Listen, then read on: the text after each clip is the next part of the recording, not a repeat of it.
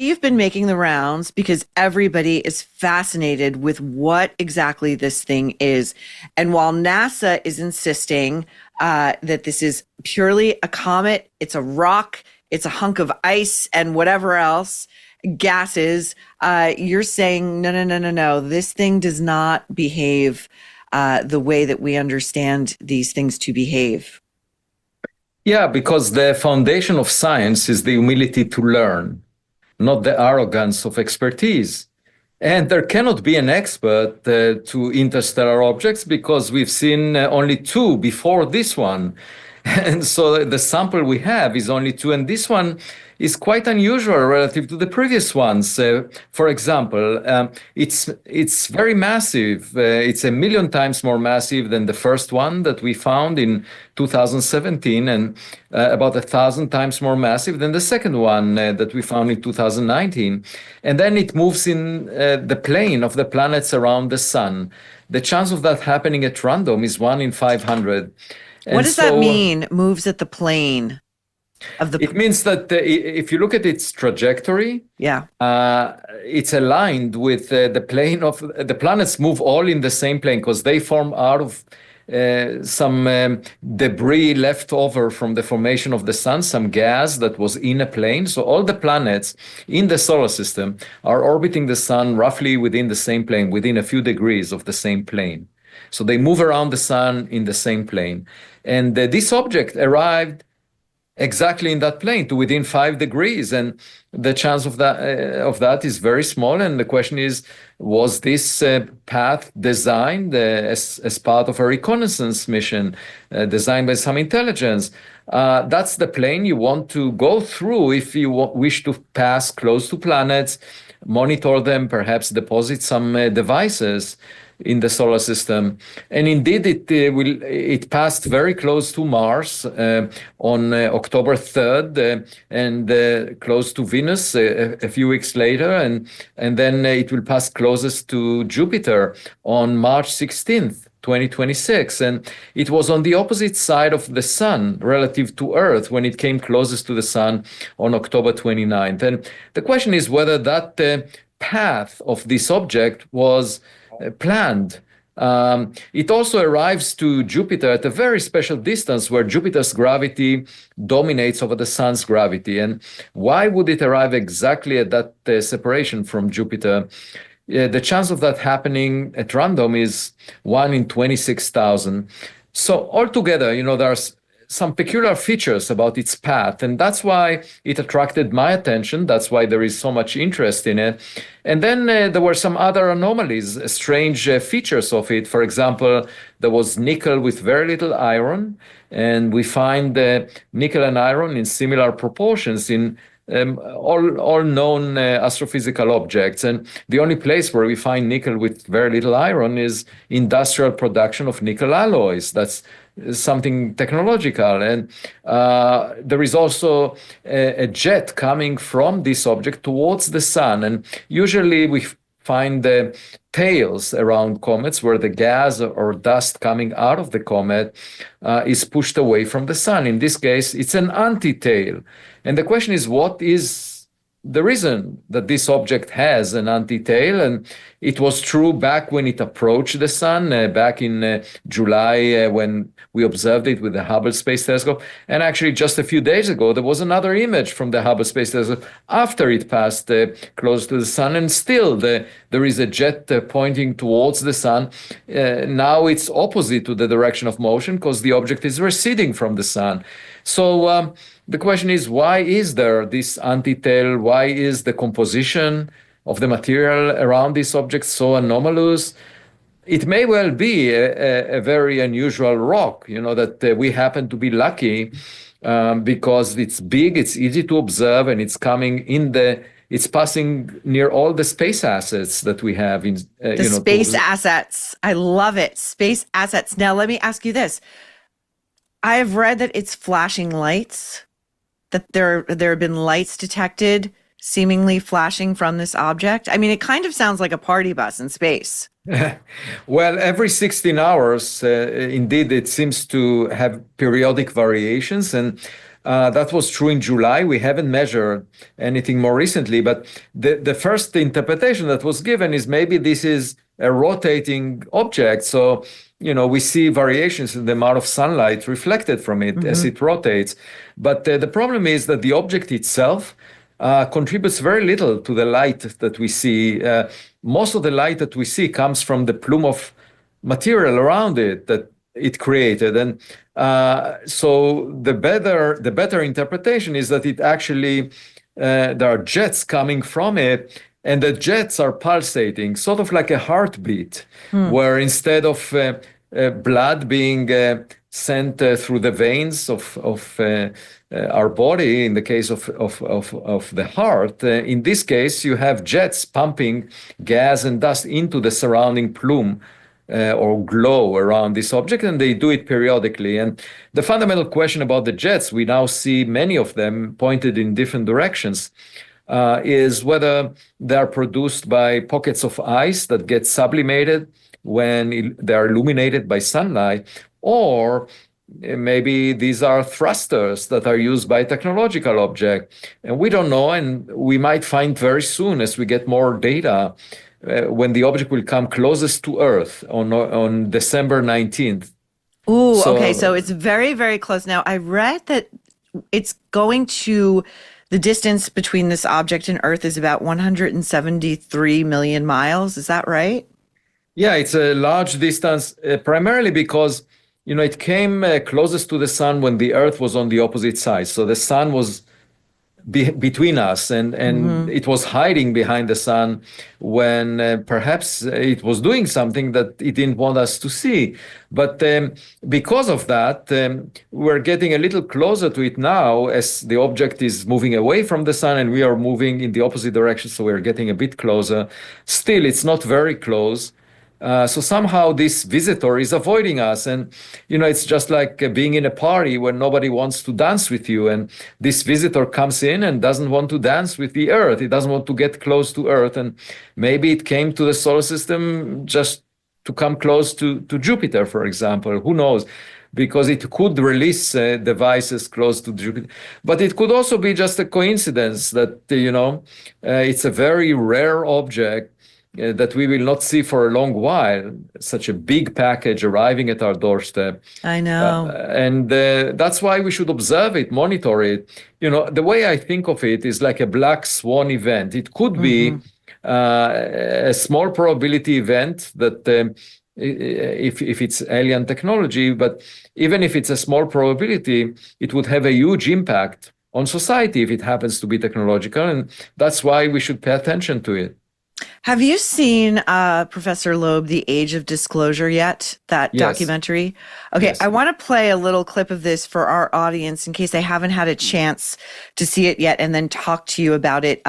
In this clip, we're going to hear from sitting U.S. elected officials, former top advisors, presidential advisors, top military fighter pilots. We're going to begin in this clip with Brett Feddersen, the former director of aviation security at the National Security Council under President Obama. And we go from there into, we end with Marco Rubio, Secretary of Defense. Here we go. I can say through my experience that we are absolutely not alone in this universe. The biggest thing that concerns me with UAPs is the national security concern.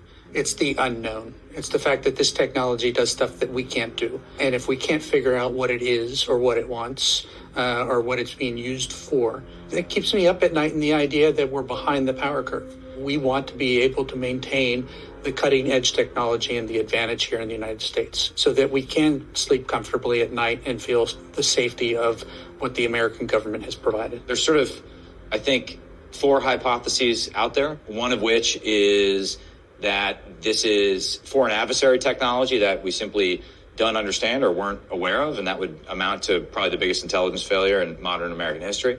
The second of which is that this is a robust counterintelligence program to cover up for a U.S. government effort that has fallen kind of away from congressional oversight. A third hypothesis is obviously that this is interdimensional or extraterrestrial. And then the fourth could be a combination of the previous 3. Some of the biggest strategic blunders in human history. The foundation of those blunders were a lack of imagination, the belief that an adversary or whoever could not do something because it had never been done before. The U.S. thought it was safe with those ships in Pearl Harbor because we didn't think that the Japanese could get there, much less have torpedoes that could navigate such a narrow strait and hit these ships until they did. We never thought in our wildest dreams that terrorists would strike us in the homeland by training for a year to become pilots and then hijacking commercial aircraft and crashing them into buildings. And they did. The thing that always keeps me up at night, something in the human psyche that says, I don't have time or energy to sort of prepare for the unforeseen or what I've never seen done before. And that leads to strategic surprise and sometimes strategic surprises that change the course of human history. I really love what Marco Rubio had to say there. And this documentary, although I'm still in it, I haven't finished it yet. It seems quite remarkable in that we have sitting high-level United States officials who are basically saying, yeah, it's real. Aliens are real.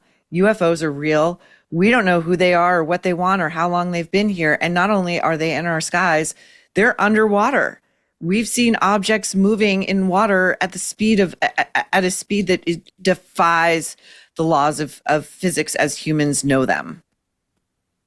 Right. I mean, obviously, the intelligence agencies admit that they're not doing their job. Okay, so that's a serious matter because if we're talking about adversarial nations, we need to figure out what these objects are because, we're putting $1 trillion in the defense budget for 2026. We want to get the return for those dollars. And it's clear that some agencies would prefer to keep it classified just because they don't want us to figure out that they're not doing their job. But nevertheless, if it's a matter of national security, it needs to be figured out. Now, what I would argue is if there was any information, materials collected 50 years ago that could not have been explained, it shouldn't be classified because any technologies developed by adversarial nations 50 years ago are completely irrelevant today. And so that kind of data should be released, declassified, and provided to scientists like myself, because while the government is indeed focused on national security, anything that may lie beyond the solar system is my day job, and I will be happy to help government figure it out. The question is whether they have anything. And of course, what is presented in this documentary is that they do. I would love to help government figure it out. If it has to do with anything that came, beyond this earth, from beyond this earth. And just because, it involves all humans on this planet. We are all in the same boat. This is a scientific matter that should be figured out. And, if you are sitting at a dinner table, you would not avoid telling your family members that you have neighbors. That makes no sense to hide it. Professor Loeb, what did the documentary leave you feeling? Are you more inclined to believe that these objects are the human-made works of foreign adversaries, or are you inclined to believe that they are extraterrestrial? Well, I think we haven't seen any tangible evidence in this documentary. People are telling us stories, and that's my problem with this subject. I just don't know how reliable are these stories and whether there is anything behind them. And this is why I'm leading the Galileo Project, where we build observatories around the U.S. We have 3 of them right now, one in Massachusetts, another one in Pennsylvania, and a third one in Nevada. And we're observing the sky with calibrated instruments and trying to figure out if there are any objects that are behaving in ways that go beyond the performance envelope of human-made objects. And within the coming year, we should have millions of objects that we monitor. And if any of them behaves in a strange way, we will definitely document that. And what I say is that, when you go to Vegas, it's often said that whatever happens in Vegas stays there. It will not be the case with our observatory there. If we find anything interesting in Vegas, everyone will know about it. Dr. Loeb, what do you make of the WOW signal, which has been discussed quite a bit in connection with 3I Atlas? Now, this was in 1977. It was a powerful 70-second narrowband radio burst detected by Ohio State University's Big Ear telescope in August 1977, originating from the constellation Sagittarius and never heard from again. Right. That's, the most well-known and clear signal from beyond this Earth that has no explanation. And it turns out that the 3I Atlas also came from the Sagittarius direction, within 9 degrees from the WOW signal. And the chance of that happening at random is 0.6%. I wrote about it and pointed this out. Of course, it doesn't mean that the signal came from 3I Atlas. It could have, for example, even if it's technological, it could have come from the senders. Or at any event, I asked radio observers to monitor 3I Atlas, and they responded favorably. And on November 5th, the Meerkat Radio Observatory in South Africa monitored 3I Atlas in the radio band between 0.9 gigahertz to 1.6 gigahertz frequencies, and it put a limit of less than the cell phone transmission power from that object, but it was just for one day in a particular band of frequencies, so we don't really know if there is any additional transmission from it. Now, there's a United States representative named Anna Paula Luna who has called on NASA as recently as 4 weeks ago to release all of the data and images that they have relating to 3I Atlas. What is your theory, Professor Loeb, as to why not all of this is made public? Well, actually, the letter from Representative Luna came after I discussed it with her, and she was very gracious in asking for the information and encouraging NASA to really be curious about this object. So I'm really grateful for Representative Luna for doing that. And as to why NASA is dragging their feet, part of it is they're trying to avoid any risk. So they, first of all, refer to this object as a comet just from a different environment, as if we know exactly why the anomalies that we detected exist. They don't even deal with the anomalies. They had a press conference with NASA officials that just try to dampen the public's enthusiasm for learning more about this object. And they didn't have any scientists that would give us some useful information in that press conference. And it was a very disappointing press conference because the images that they shared were fuzzy, not of high quality. And at the same time, we had a lot of images coming from amateur astronomers that were obtained with instruments that cost thousands of dollars, instead of $1 billion. And they provided much more information about the jets from 3I Atlas.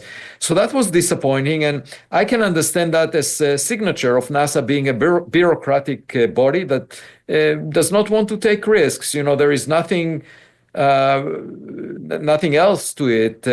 And it would have been nice if they just were more scientifically curious and willing to admit that there are things we don't fully understand about this object. That's all I'm asking them. And, in general, with respect to Comet experts, they behave like AI systems that are trained on some data set. And you don't expect AI systems to tell you anything else other than the data set they were trained on. And so the training data set for Comet experts are icy rocks. That's what they worked on for decades.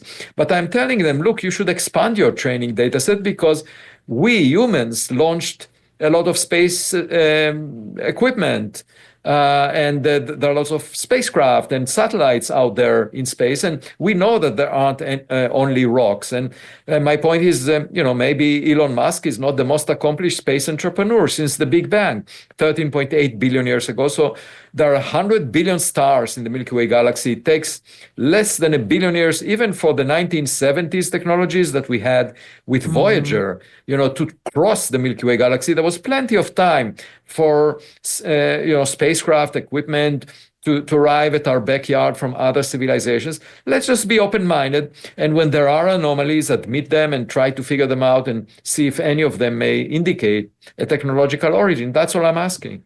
Professor Loeb, have you had any conversations with Elon Musk? Not directly, no, but he referred to me in a conversation with Joe Rogan, because I appeared on Rogan's Joe Rogan Experience, and a week later, Elon was there, and they talked about me. What did they say about you? Joe asked for his opinion. He was not very well informed about 3A Atlas, and he said that, we should, in principle, consider, any possibility for explaining its anomalies, but he believes that it's probably natural. But, I would love to speak with Elon, because it's important to adopt an open mind. And at the moment, we are not investing much funds in the search. That's one way of not finding anything. If you just keep your eyes closed and you don't, there is this famous Fermi's question. Enrico Fermi asked in 1950, where is everybody? But if I was next to him, I would have put my arm around his shoulder, and I would have told him, look, Enrico, you're not that attractive, that they will come to you when you want them to be here. You need to find them, and that's what you tell any lonely person, that you need to go to dating sites, you need to look through the windows of your home. And he didn't do any of that. He didn't build a telescope. He didn't search for anything. So it's very easy to basically have some vague idea and then not, just say there is nobody out there or nobody is looking for me, and then you stay lonely forever because you're not seeking the evidence. This is sort of what I want to end with. I sense, correct me if I'm wrong, you are a man of science, but I sense that you very much would love this to be some alien technology that is doing a drive-by for planet Earth. And I think, the words lonely and alone, are we alone in the universe? It's all over the age of disclosure. It's with you at the end of this conversation there is nothing more existentially lonely than the idea that this planet is the only one, that we are the only life forms that inhabit this solar system or other interstellar galaxies. And I think it's this eternal push-pull. We don't want it, but we want it. It's scary, it's exciting. What is it? Well, right now, the view that we have of the universe is of a cold and lonely place made of matter, radiation. And once we find a partner out there, a sibling of our family, of intelligent civilizations, we'll develop an emotional connection. I love that you think they're friendly. What if they're not? Oh, yeah, that's true of any blind date, that you never know. If you have a serial killer on the other side, of course, that's possible. But I prefer to be an optimist, because life is very often a self-fulfilling prophecy. And one reason that I'm seeking a higher intelligence out there is because I don't often find it in academia. That is hilarious. I'd like to tell you about a new documentary I've recently watched. It's called Thank You, Dr. Fauci. And it's a deep dive into the origins of COVID-19, a potential bioarms race with China, and what could be the biggest public health deception in modern history. Award-winning filmmaker Jenner First pores over documents and grills scientists, intelligence experts, and whistleblowers. This is not a left-wing film or a right-wing film. It is a film about accountability. This is a compelling investigative work. It is urgent, unsettling, eye-opening, and it is now streaming on Angel Studios. It is a must-watch. If you have ever wondered what really goes on behind closed doors, you do not want to miss this film. Surprising to me, the layers of institutional secrecy and the courage it took to challenge them. Angel Studios is the only platform bold enough to release this, thanks to Guild members who vote on real stories. It is available over on Angel. Be ready to watch, to question, and to share. If you are ready to demand transparency, join the Angel Guild at angel.com/nerve. Become a member, stream Thank You, Dr. Fauci, and be part of the conversation demanding truth and accountability.